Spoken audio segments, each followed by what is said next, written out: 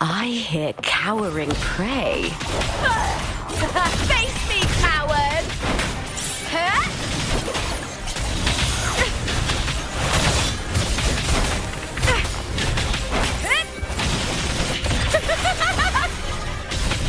Into the spotlight!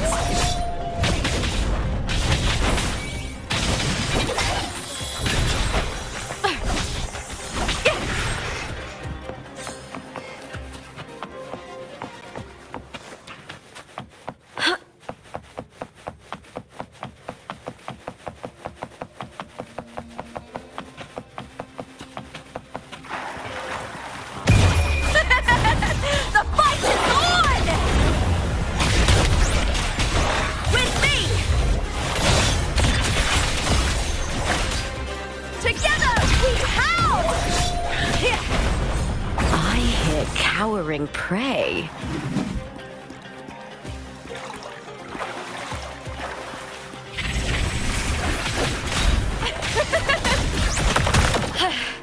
That's some attack.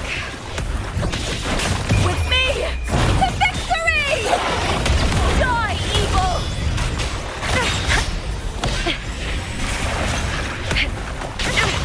The shame. Let's start! I'll end you! Triumph at the spear tip!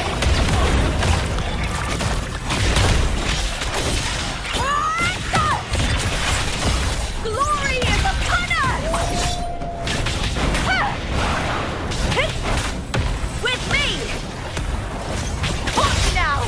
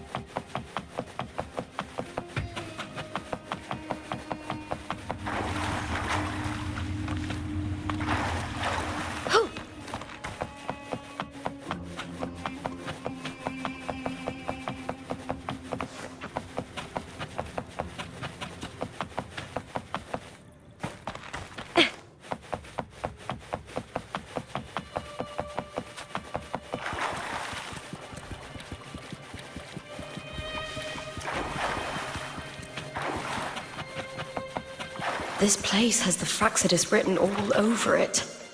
Without the Silvers keeping the place hidden, they wouldn't have dared. Ugh, the irony.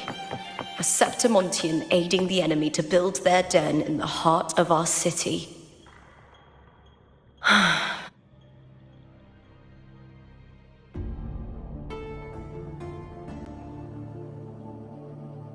I trust you've seen the experimental unit in the aqueducts. Well, what do you think? If not for the sword embedded in her chest, I could mistake the corpse for being alive. Indeed. Decades have passed, yet Mia remains as she was when first pulled from the sea. Her data has been invaluable. As the Threnodian's failed resonator, this specimen is in its own way remarkable. You know, it wasn't so long ago that the rover intervened and Cartathea broke free from that tower. I discovered that a small piece of the Threnodian's essence within Mia was reawakened with the tower's resurgence into our world. Sounds as though you found new inspiration.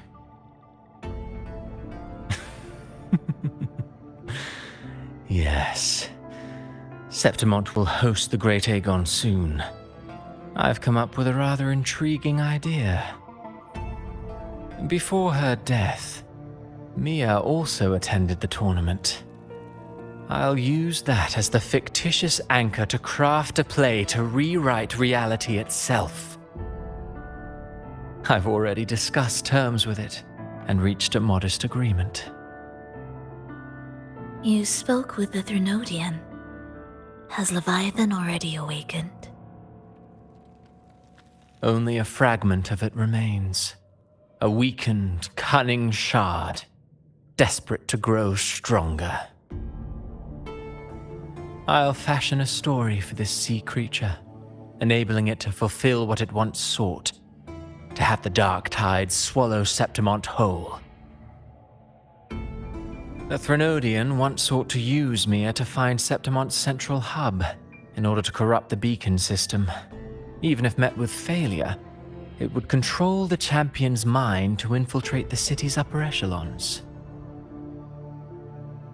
Oh well, it all failed in the end. In the face of her futility to resist corruption, that girl chose death.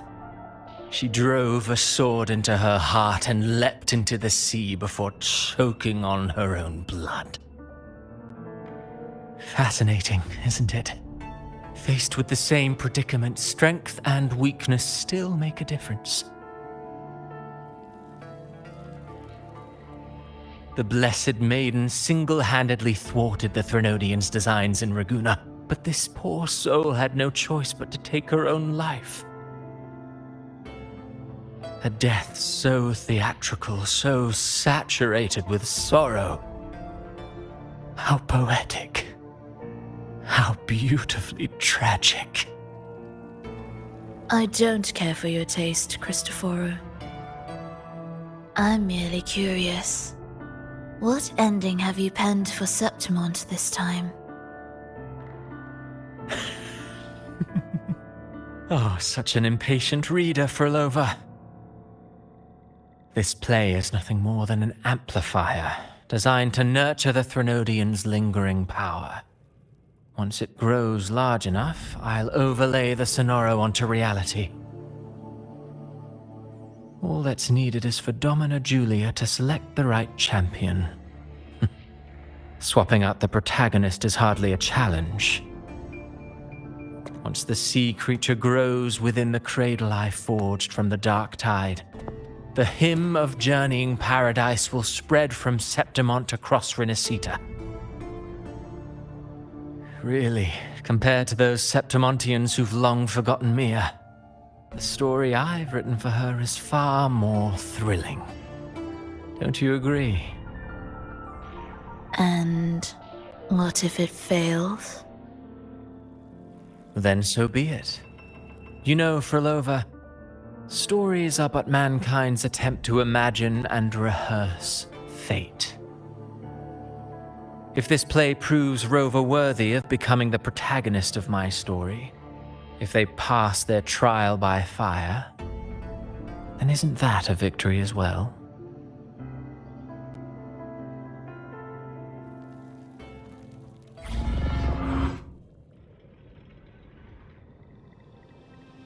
Disgusting.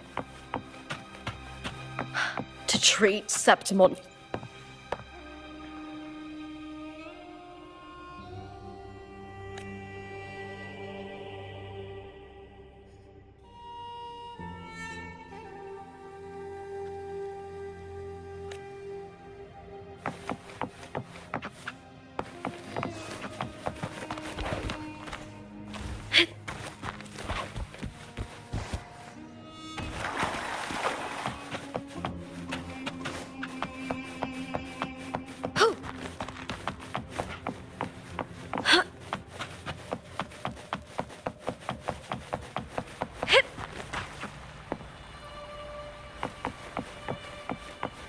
I hear cowering prey.